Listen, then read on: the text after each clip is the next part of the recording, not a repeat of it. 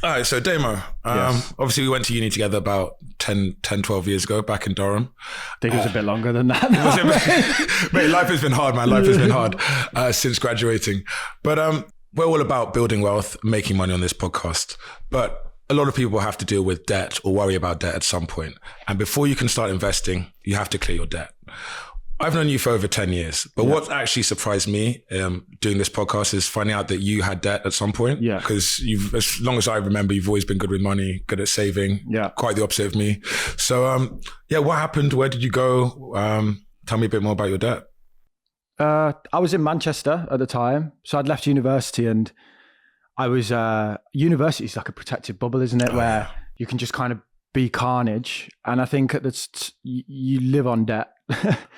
At university, I'd taken out a couple of overdrafts and stuff and, had all of that. So I was carrying that. And then I went into the work environment and I was just a bit naive. So essentially I was working a job in Manchester and I wasn't really enjoying the employment. And then an offer came along where basically I thought that I would come into a lot of money and that I was done. So I quit my job. It turns out that wasn't the case. The offer was a lie, basically. But what I did was I didn't come to terms with that very quickly. And I spent 12 months just sitting on my ass trying to come to terms with the fact that that was a lie, not paying any bills or anything. And it turns out that was pretty expensive. I mean, how bad did it get? I mean, I remember in uni, I got my first credit card, ran it up, got a student loan, didn't pay it back, just spent it all in the club and on a few books. So how bad did your debt get? So the amount of debt was probably in the 30 to 40,000 pound range. And it was a whole host of debts. There was the priority debts, which are, council tax, gas, electric, those bills that I wasn't paying. Because the promise that was made to me was there was going to be a cash injection that would just sort all of that out. And I was just hanging on for this to come in and to be sorted from it. And it, obviously never did. But then also I was using credit cards. There was a point then when I couldn't get credit cards. So that meant that I had to then rely on payday loans. And those payday loans were used to pay the bills. And then it got to a point where it became pretty obvious that I wasn't going to get this money and that the offer was a lie. And it was at that point that I woke up and thought, I'm going to need to get a job here. Pretty heavy. How did it make you feel? Were you like... Yeah, pretty shit. I wasn't like, oh, well, let's go. But the thing was, I remember at the time actually being in it and not really thinking it was that bad a deal. And then I kind of came to terms with the fact that actually this situation isn't going to get better. I'm going to have to go get a job and dig myself out of this hole. Was that your job in debt? Yeah. So you had debt and then you went and work for a debt company. Yeah. I mean, that seems a bit stressful. Well, no, it was, or you could learn a lot. You could genius. Yeah. Genius. All right, we'll take the modest answer. Genius. Yeah, so what I did was I made money out of telling people how to get out of debt so that I could get out of debt. Did you use any of those tips yourself? So it wasn't really for you? I worked in the debt management industry, and what we essentially did was we either did debt management plans, which is where you take people's debt, and then you negotiate with the creditors on their behalf so that they pay less payments, or I made people bankrupt through things called IVAs and bankruptcy and something called a debt relief order. There you go. Just me and Eva. What's an IVA? An individual voluntary arrangement or agreement, I think it is. I mean, you're talking well over a decade ago. But basically, an IVA is like a form of bankruptcy. It's an insolvency, which means I'm not solvent. I don't have enough money to pay my debt, so I'm going to have some of the debt wiped. But instead of bankruptcy, where you go to court and most of the debt is wiped off, with an IVA, you pay payments every month for 5 years. And then at the end, the remainder is wiped off. So I didn't want to do any of those. Yeah. So what did you do? Paid it all off. What, great, every month? Every penny, yeah. Oh, mate. No, how did you break up the payments? It got to a point where on the first of the month, I would get paid and then I was in negative because all of the payments were going out. And I remember needing to roll over payday loans so that I could try and take out a payday loan to pay some others and things like that. For about 6 months, there was a period where I just had no money. I'm talking no money. I moved into a house share that was 300 quid a month. All the one in Salford. The girl with the rats. Do you remember? Oh, yeah. She had like 12 rats in the kitchen. There was a rat in the kitchen. I remember the girl with the dogs. I don't remember the rats. I don't think you invited me over, though, to be fair. No, I didn't invite many people over, mate. To your rat-infested flat. I was so ashamed. Yeah, these were her pets, like 12 rats in a like a big hut. Yeah, they all just like in the corner, like creeping. Yeah, so I lived in there. And then what I would do essentially is walk everywhere. I lost a load of weight in that period. I need to start that again. Yeah, you found it, didn't you? Yeah, I found that weight.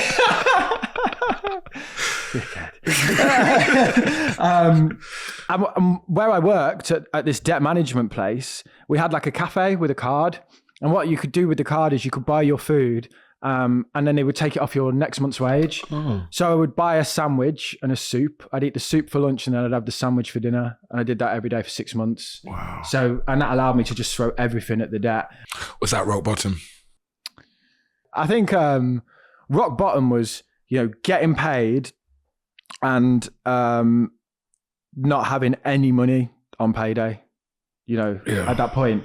And also it was difficult when I had my son, which was it was in the process of like paying off the debt and just being aware of the fact that like I had this baby and I would just be unable to go anywhere. So because I didn't have any money. So if it was raining, I would just be like pushing him around in the rain. Because you weren't with his mum. You were separated. Yeah, we were separated. So I felt really guilty about that.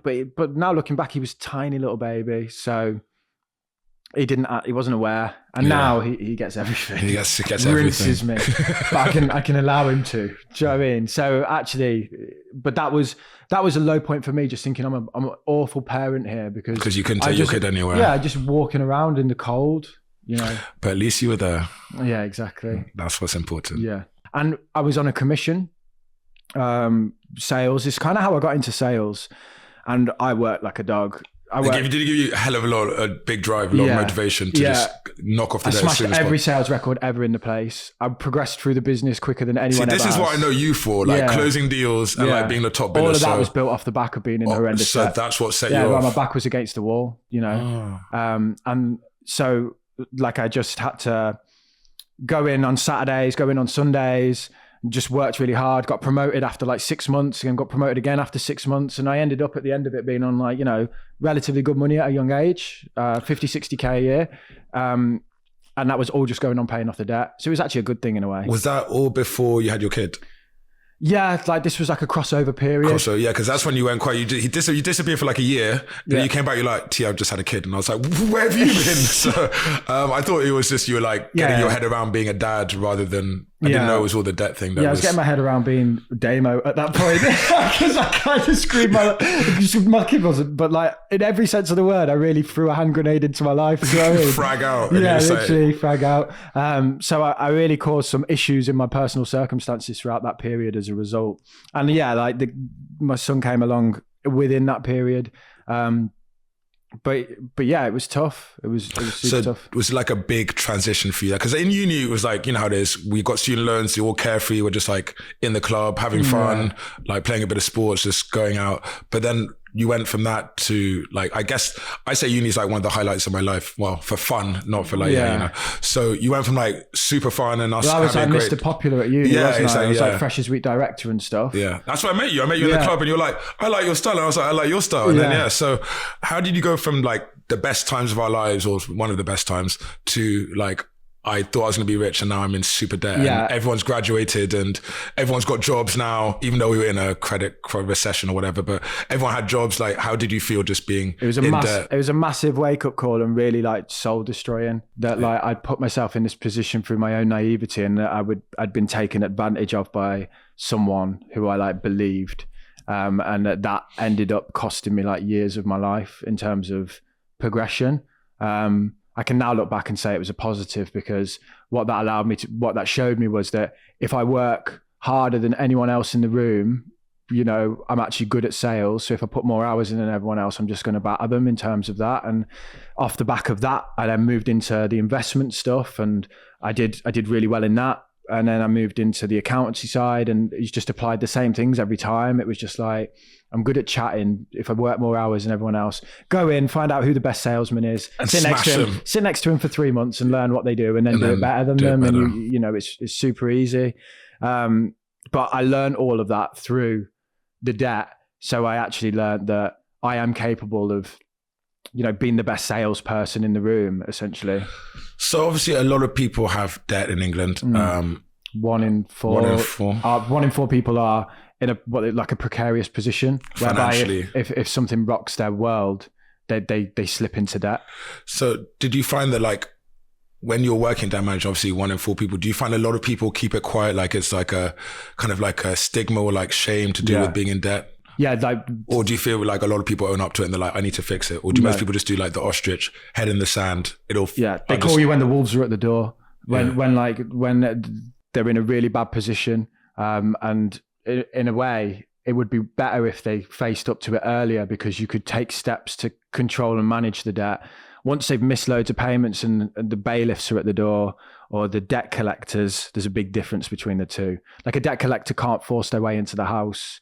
They can say, oh, we're here, you can just tell them to go away. Whereas a bailiff appointed by, you know... Can they take your car and stuff? Yeah. If they've got a court order, like to seize goods, whereas a debt collector has no rights to collection. They're just trying to they buy the debt off the debt company and then trying to get, you know, they buy it for pennies on the pound, and then they're just trying to recoup, and they act as if they're like bailiffs so that they can get money when in reality. But anyway, someone coming to your house for money for debt is not a good position to be in. Yeah. That's most people that call. But what I learned from managing finances or managing debt for people, or getting them out, was it affects everybody. Like I said, in the past, we had footballers calling in. We had like... Yeah, you said there was like a millionaire footballer who went into debt. Well, he wasn't a millionaire. He was earning anymore. He was earning 30 grand a week or something, but he just was spending it all, and he built up a lifestyle whereby he had like an interest-only mortgage. He leased a Ferrari. His missus was spending a lot of money on credit cards. He had like 100 grand loan, a few hundred grand on credit cards, and all his money was going out on that. And then it was like, I've got 3 years left of my playing career and £500,000 to £1 million in debt. And what am I going to do? And the answer was, on paper, mate, you need to go bankrupt because you can't afford to pay this debt. That's crazy. Yeah. And then you get like, the most common reasons really are relationships like mine. It made me feel pretty normal, like toxic relationships, or when it goes bad at the end. People go into debt after the relationship. But also just like good relationships where the one partner loses their job and the other one takes on that burden, but they actually can't afford to do that, you know, so they get into debt. Also as well, a lot of people don't talk about money in relationships, and they might have a perception of like, oh, I'm the one that's good with money in the relationship, and they get into debt. They don't communicate.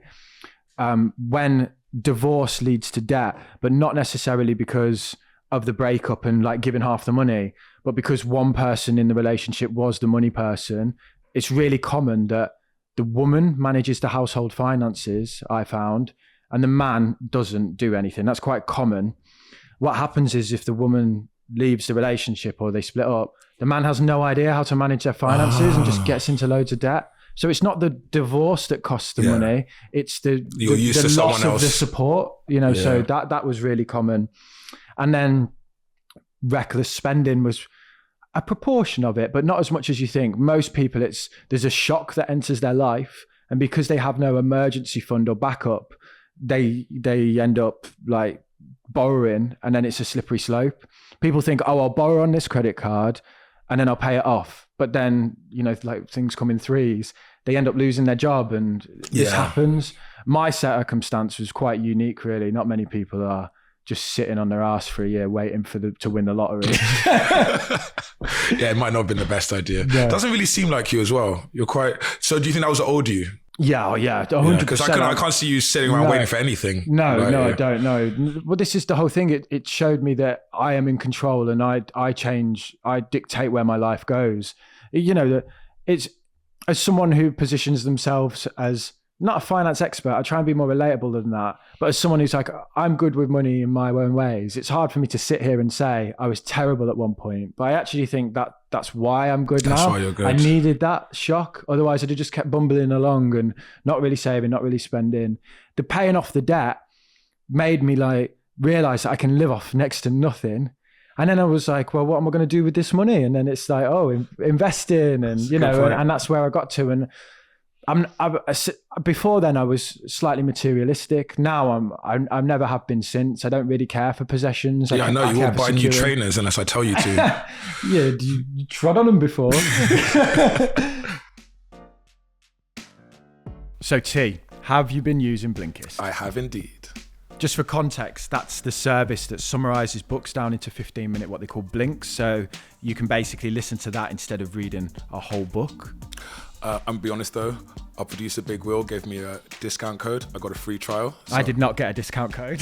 What's going on there? Yeah, you got to be in it to win it. But I loved it. I genuinely loved it. It saved me a lot of time. What's your favorite blink? The 4-Hour Work Week by Tim Ferriss. Mainly because I love to work for 4 hours a week, so it kind of gave me a bit of inspiration. Got a goal to aim for. Yeah, decent. No, I know. I love his podcast as well. I wanted to test out some books that I'd read in the past that I knew really well, so I listened to The Richest Man in Babylon, and I thought the summary was really good. That's a really basic personal finance book it's like the gateway for many people, and I think they summarise the key messages quite well because a lot of it's quite like up in the air fairy tale story really. To get the core messages, the Blink was perfect. Yeah, Blinkist is awesome. If you're a busy guy like me, a new dad, head to blinkist.com/making money. After 7 days, you get 45% off, I think is the deal. Cheers, mate. Appreciate you. Spell Blinkist. BLINKIST. Impressive.com. Yeah. / making money. That's us. Yes. Also, the link's in the description. So if you don't want to listen to us, you can just check it out. Okay. Now back to the show. Let's go. But I've had a couple of debts, but not as wild as yours. But I was in Israel back when I used to have credit cards. I went on holiday, spent all my holiday money, and then I just started withdrawing money from the cash machine with my credit card. Terrible idea. Never do that. And because of the interest rate. And I thought my limit was it was meant to be like a 2,000 limit. They let me withdraw up to $5,000. So I'm like, maybe I haven't hit my limit yet. So I kept on withdrawing it. I go back to London, they're like, you owe $6,000. And I was like, what? And what people don't realize about credit cards is a lot of them will put the payments in order of how costly they are. So there'll be a cash withdrawal interest rate. So that means that you pay an extra rate on cash withdrawal. So any money you take out. Yeah. But let's say you take $1,000 out, but you owe $5,000 on the card. They'll put that $1,000 at the back. So if you pay $1,000 off, it doesn't pay off the cash. The cash sits at the back. So they're saying, no, you've got to pay the full $5,000 off before you get rid of the cash that's on the higher interest rate. Sneaky. So they really try and put you in a corner with that. Never take cash out on a credit card. I trust me, I learned that the hard way. I was like, how did I take out X amount and I'm paying back way more? Yeah. So from that day, I now don't own a credit card because I can't be trusted. Yeah. I'm too impulsive. If I'm having a good time, I'll spend. If I see something that I shouldn't really be buying, I'll be like, stick on a credit card. So I was like that. Now I just spend what I have. I don't think I've got it with me, but not a sponsor, but I used to think I'll never use credit cards again. But actually now I'm at a point in my life where I do use them, and I use an American Express in order to get the perks around flights and stuff. Because I like a cheeky upgrade if I can get one, and I pay that off in full every month, and I use that for the benefits. But I've had to grow into that over time and be honest with myself about, am I the kind of person that can pay it off in full or not every month? And for a long period, I wasn't. I was like you, where it was like, oh, $3,000 or zombies on a night out. I think I stopped getting drunk, and that stopped me. Well, you're on a night out, and I'm like Mr. Sensible. He put a few zombies in me, mate. And zombies are very naughty cocktails in Manchester. For everybody everyone a drink then. So your relationship with money changes over time, I think, and obviously how responsible you are with money. And I've gone from a point of being completely reckless with debt to saying I'll never get into debt again, to now actually spending on debt and it benefits me. I get a tangible benefit in terms of around flights and hotels and things like that through using debt. So, and it cost me nothing. Yeah, I need to get an American Express card, but only if you think that you can pay off. That's the thing, I can't. I buy myself overdrafts. I take no overdrafts on any of my bank accounts because in uni I was running. Well, an overdraft's only good the first time you use it. Yeah, because you get that initial $1,000 or $2,000, but then every month you're just in this hole. Yeah, so, and you get paid and you're still negative, and you're like, this is useless. So, and people go, I like to have that buffer. Well, have $1,000 in your bank. Exactly, that's a buffer. Exactly. Don't have a debt facility there. I mean, if you've got a free overdraft, I get it, whatever, but it's only actually beneficial the first time you use it, because it's like an extra $1,000 that month, isn't it? But then you run through it and you're just overdrawn. Yeah. But yeah, it was a very uncomfortable period in my life where I had to kind of come to terms with who I was and the fact that I'd caused so much damage in my life, and there was loads of shame around it. That's why I didn't speak to anyone. So you literally ignored everyone after uni, when we were like the most popular people, partying all the time, chatting to everyone. Everyone knows your name. You just ignored everyone. I thought I was just going to like fly in life like I did at uni. Do you know what I mean? I thought like, oh, I'm that guy. that reality hits you hard when you graduate. I got absolutely slapped around the face by life. And I remember one time Jay, one of my mates, came up to Manchester, was like, let's meet up. And I just made an excuse because I was so ashamed of like my life and my circumstances that I didn't want to see him.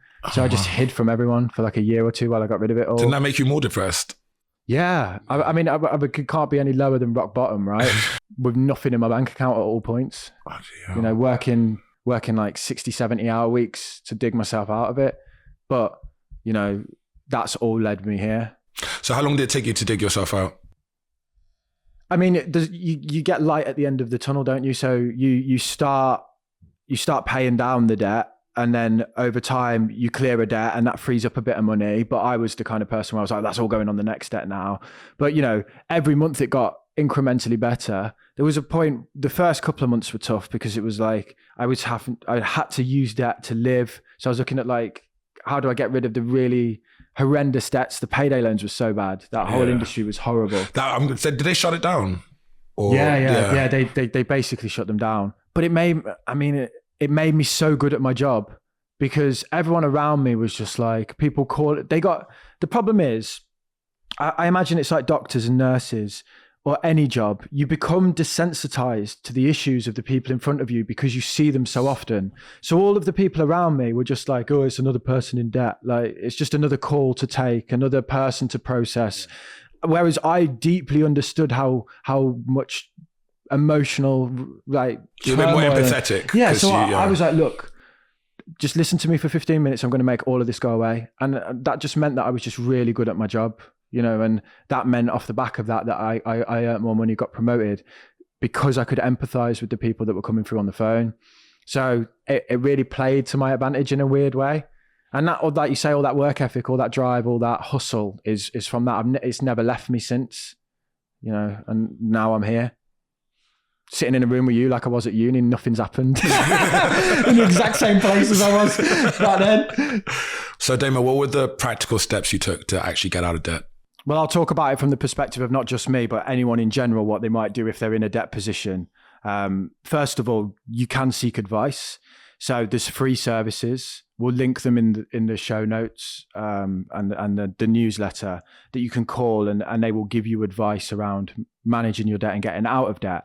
But a lot of those solutions, anything where you don't pay what you've agreed, will essentially result in a mark against your credit rating.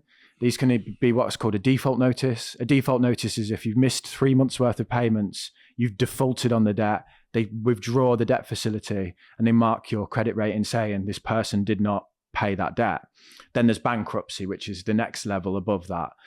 Anything that's a mark on your credit rating will last for 6 years. And that's a long time, right? So that 6-year mark, you've got to consider if you're going to go to these services where they're going to restructure your debt or get you to pay less, that you're going to have to then live with that for 6 years. So just bear that in mind. A default notice will last for 6 years. Bankruptcy will also last for 6 years. After that 6-year period, it's removed from your credit rating. This is why mortgage companies ask you if you've ever been declared as bankrupt, because they can't really see that beyond those 6 years. Okay. So I didn't want that sort of action. So I focused on paying off the debt itself. The best way to pay off the debt, we're just going to assume you're in an absolute mess. First of all, you need to identify what priority debts you have. So these are things like council tax, obviously where you live, rent, bills, things like this. These are the things where if you don't pay them, you can either go to prison or it's going to affect your living situation. If you've got arrears there, when I'm talking about debt, like if you're behind on payments, you focus on those first. You would call, if it's council tax, call the council tax, say, I've been struggling. Can I set up a payment plan? The key thing is, don't be scared to call these people. When I worked at Barclaycard, I think the stat was a quarter or a fifth of all people were in arrears. So they were missing payments. It was massive. The team for collections on Barclaycard was huge.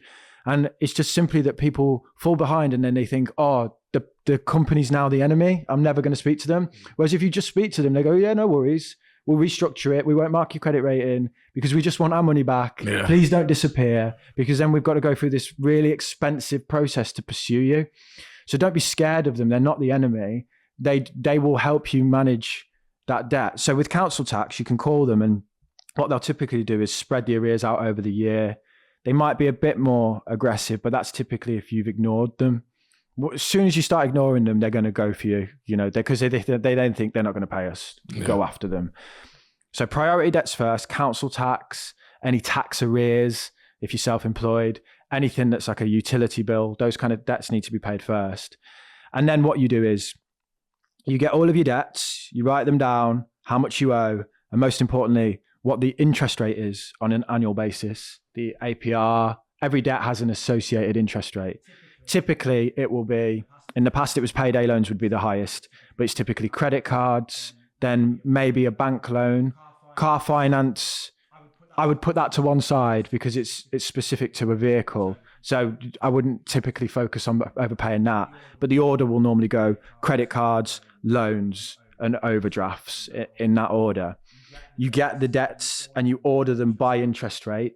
You pay the minimum payment on every debt. So this is the minimum required payment. They should really call the minimum payment the interest payment. They call it the minimum because it's psychologically people go, oh, well, I'll just pay the minimum. When in reality, all you're doing is servicing the interest. Really? Yeah. If you look at a new thing every day. If you service just the minimum payment on a credit card, there's the amount that you pay in interest is insane. There's a website called whatsthecost.com where it can calculate for you, if I pay the minimum on this card, how long will it take? And if I overpay it by £10 a month, how much will that shave off? And a £10 overpayment will cut the payment term from like 20 years to 10, So we'll link that website, and it's important for people to play around with that and understand that paying the minimums, all you're actually doing really is just giving them money for free. So is it always just the interest? Always? If they called it you're screwed if you pay this low payment, or like the interest only payment, then people would overpay it. But because it's the minimum, it sounds really soft. It's like, oh yeah, I'll just pay the minimum. But anyway, you order your debts by interest rate. You then pay the minimum payments on all of the ones apart from the highest interest rate. And then you just hammer that with an overpayment until it's gone. And then what you do once you've cleared that debt, because you've been overpaying it, you then take that overpayment plus the minimum that they were requiring and apply it to the next highest interest rate. They call it snowballing and avalanching.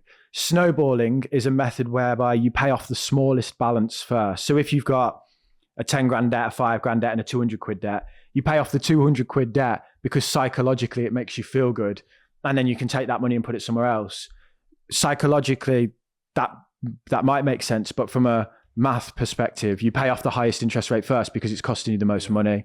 Yeah, there is a lot to be said though about clearing off a debt and feeling good about it. And if that's your thing, maybe the snowballing method works. But you're gonna end up paying more. You'll pay more overall because the interest rate is higher on the other ones. So if you've got a card at 27% and one at 15%, the one at 27% is costing you £27 on every 100 on it on an annual basis, whereas the other one's costing you 15. Yeah. So if you focus on the 15, you're losing out on that difference, right? So you focus on the highest interest debt first to pay it down. And there's no magical way to pay off debt. You just have to pay it off. And I think it's like people want like the hacks and the tricks. And in reality, it's go earn some more money and pay off the highest interest debts first and hammer them. I took out a second job. So I was working at the debt management company. And then I was also washing pots at Pizza Express on a weekend. I was working silly amount of hours. Because I was doing like, I'd get to work at like 7:30, 8 when the office opened, and I'd leave at like 7. It was an hour walk each way. I'd go in on Saturdays 9 till 3, and then I'd work at Pizza Express from 6 p.m. till 1 a.m. washing pots Saturday and Sunday. Yes. That's why you went quiet. Yeah. Just grinding out. When I had my son later on in the line, that's when I stopped the Pizza Express because I wanted to see my son. But then what that taught me was like, actually, I don't mind that grind. Like I personally didn't like it. And, even when I was set up the YouTube channel, I was earning 100 grand a year in my accountancy sales job.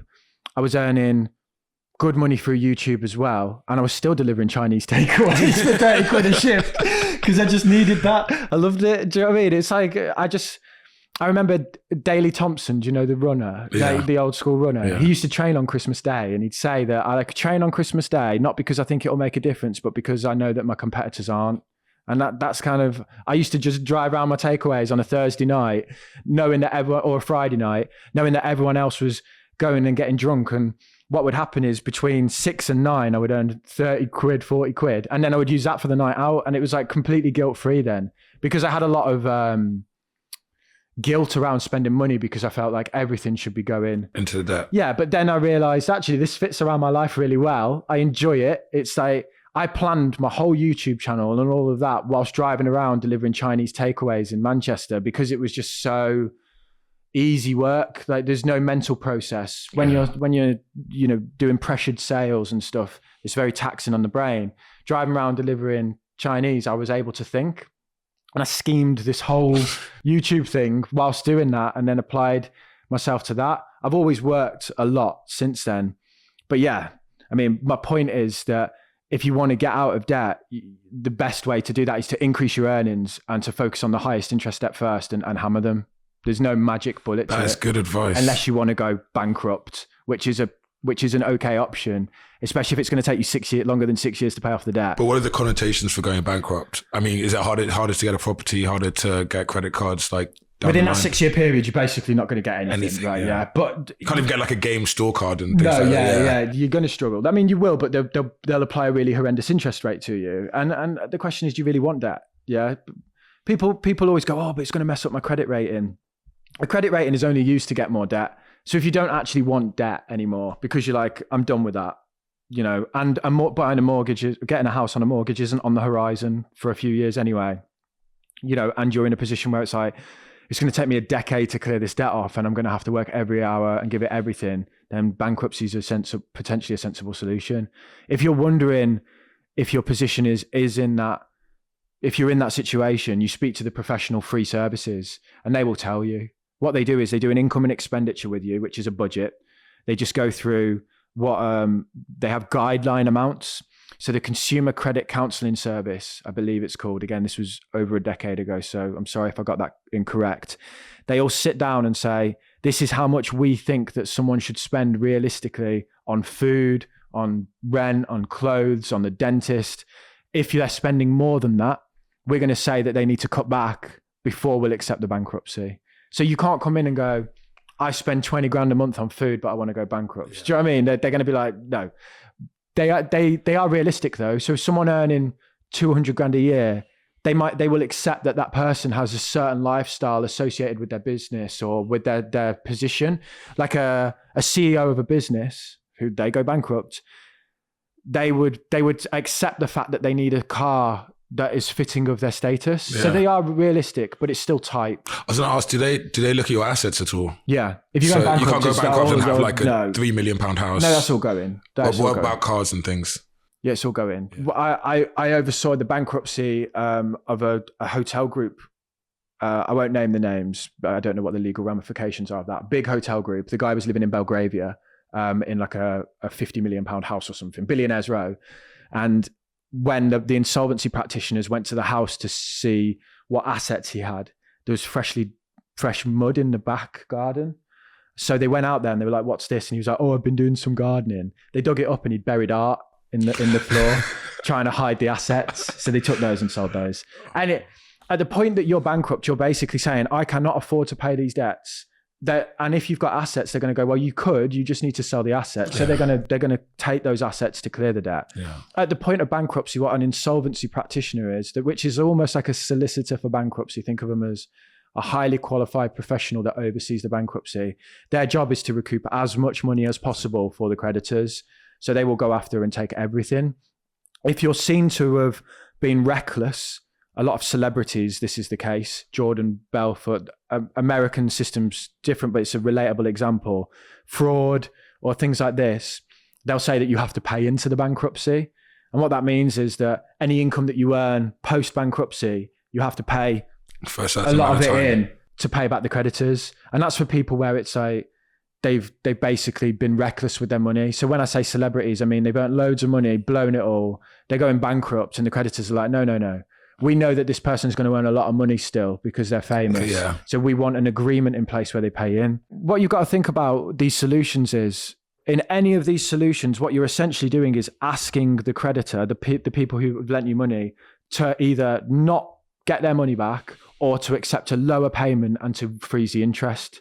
And what kind of situations can you get them to freeze the interest? Is that in quite a lot of situations? Yeah. I'd say it's better to deal with them directly often, because a lot of the debt management companies that I worked for, in the same way that the financial advice industry puts themselves in the middle of people being just investing in index funds, really simply, the debt management industry that I worked for at the time, all they were essentially doing was charging a fee to call the creditor and go, can you freeze the interest because they can't pay you? And if you don't freeze it, they're just not going to pay you. And then they were charging a fee for that. Looking back, I don't actually agree with it, but I was naive at the time. I thought I'm helping people get out of debt and I'm getting paid for it. What those people should actually do is just call the credit card company themselves and go, I'm really struggling, can you help? What they'll typically do then is, because you've approached them directly, is go, we'll give you a payment holiday, or we'll give you 3 months, 3 months off. Yeah. And it won't affect your credit rating. We won't do any of that. We'll help you out because you've approached us, because we're not going to need to pursue you or sell the debt or whatever. And what that allows you to do then is maybe catch back up before it gets drastic. The key is hit it head on, hit it early, and don't be scared of the creditors. Don't be scared to call them and say, I need help. I'm in a position where I can't pay this, or I'm about to not be able to pay it.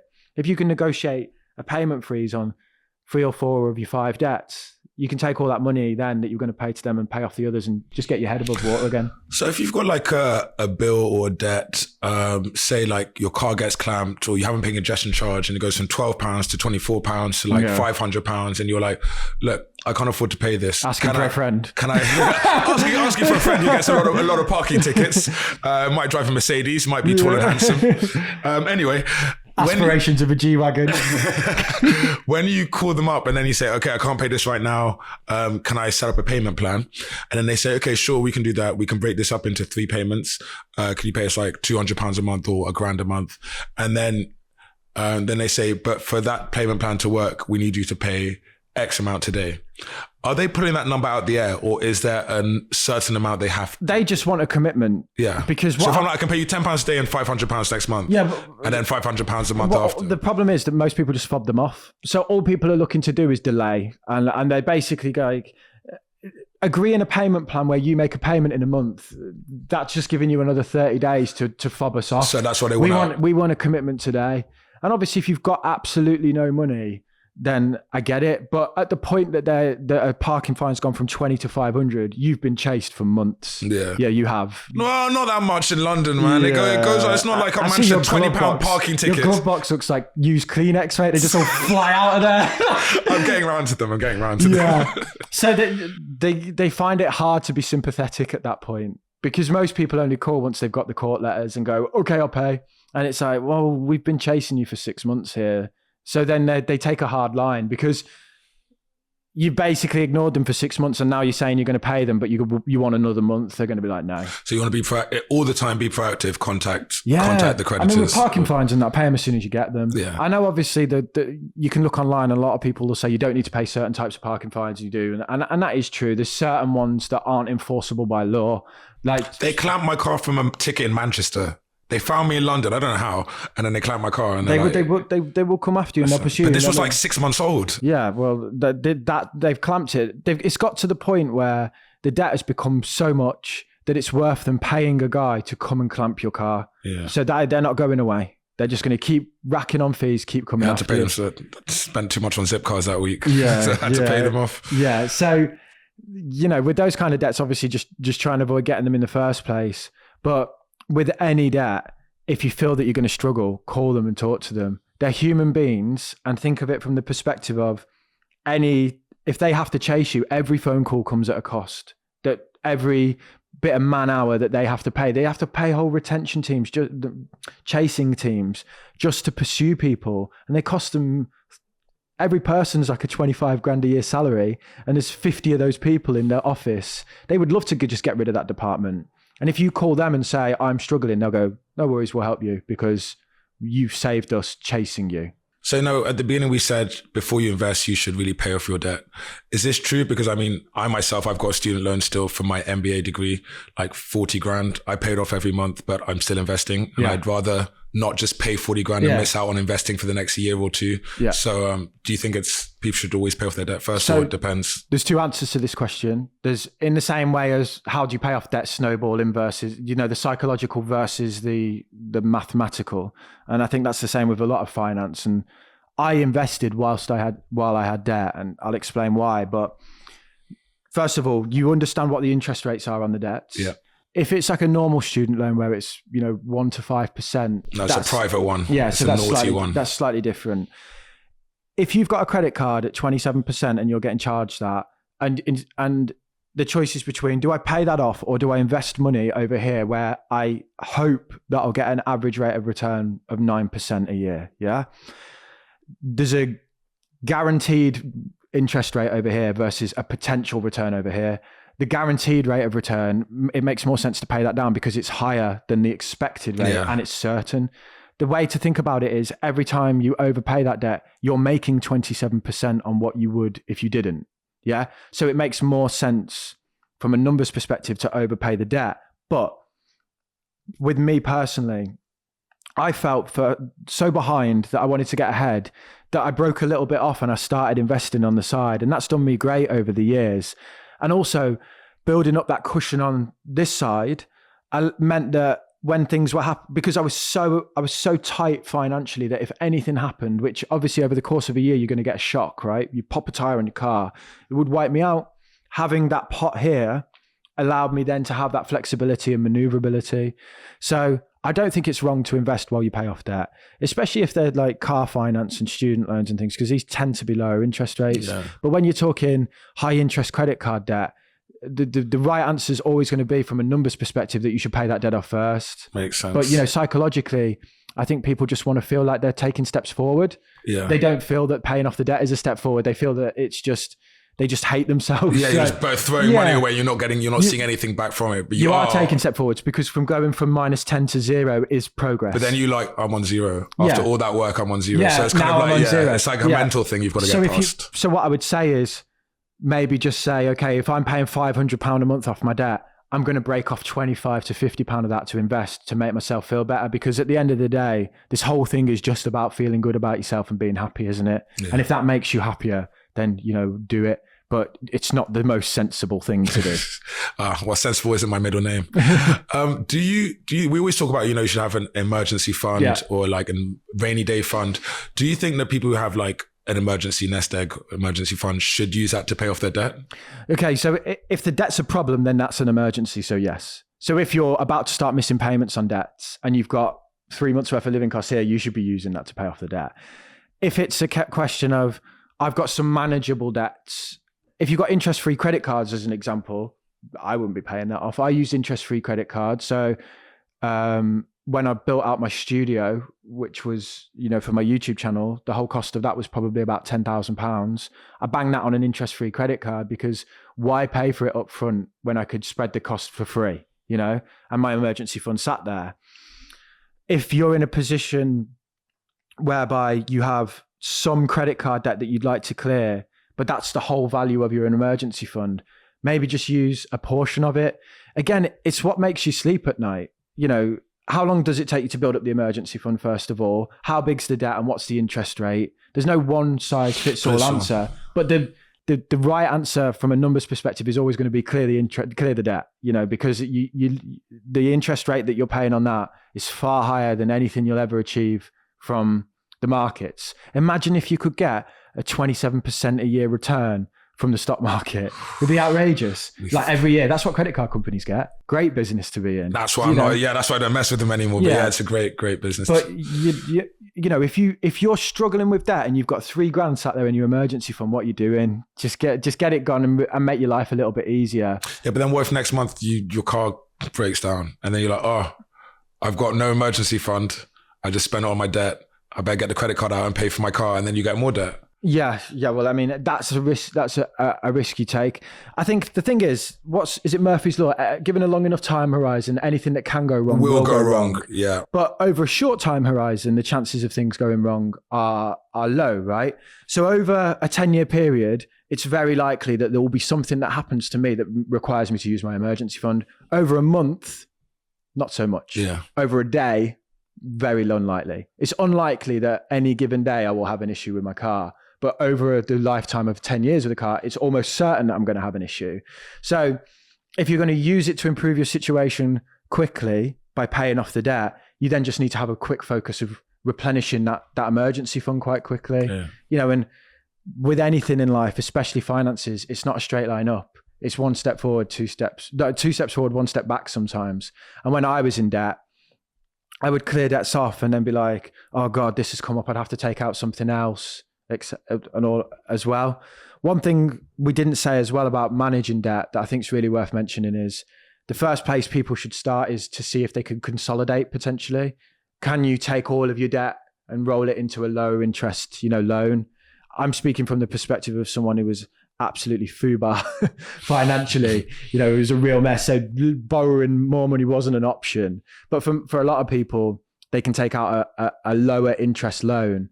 It's the numbers thing again. And then pay it all off. Yeah, if you've got 10 grand on credit cards at 25%, but you can get a loan for 10 grand on 7%, that's obviously a better deal. Yeah, you just pay that off. Yeah, you pay the loan off then. The key is cut the credit cards up, burn them. Like if you're the kind of person that's built up all that credit card debt through reckless spending, if you take out a loan and pay off the credit cards, and then you've got all these credit cards in your wallet, you might just run them up again, and then before you know, you've got double the debt. Yeah. So I'll say it is, anyone who's considering it is very liberating cutting up a credit card.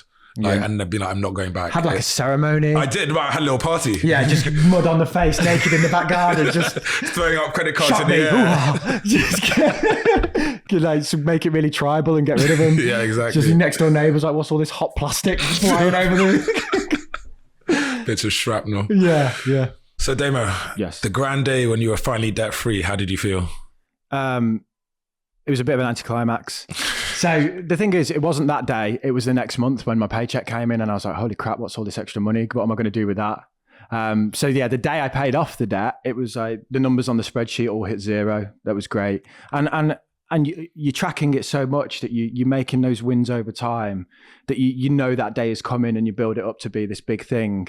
And then it arrives and then it's like, do you know what I mean? Like nothing's actually happened. Yeah. I'm on zero. Nice. Yeah. Where's the parade? And then actually the next month when I sat down to do my budget and then there's just like a couple of grand floating about, I'm like, oh crap, what am I going to do with this?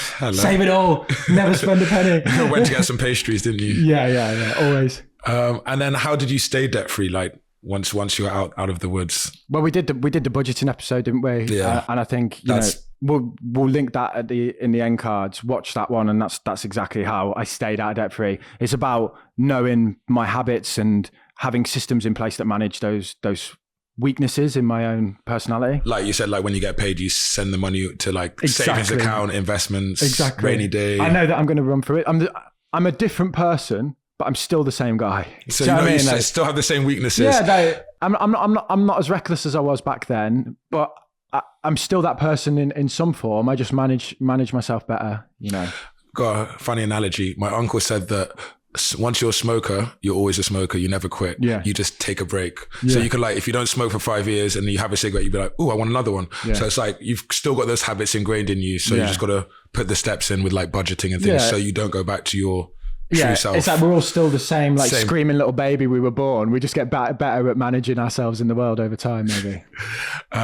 And speaking of baby, if you're now with all your experience in debt and all of these things, what would you tell your younger self if you go back and give him some advice, some tips on debt? Don't get in debt. No, what I would say is it's going to be okay, Damien. The habits that you're forming now will make you into the man that you become. And you need to go through this process of hardship in order to come out the other side, someone that can be knowledgeable. This is all part of your journey and it's okay. I would say to him, you're going to go through a process here that's going to be really painful, but you're going to like who you are at the end of that. So just get on with it. if you want to learn how I got out of debt, then check out this episode here where I talk about budgeting, because really a budget is the key tool for clearing any debt off. If you want a bullet point summary of the episode, then subscribe to our newsletter that I've linked in the description for you.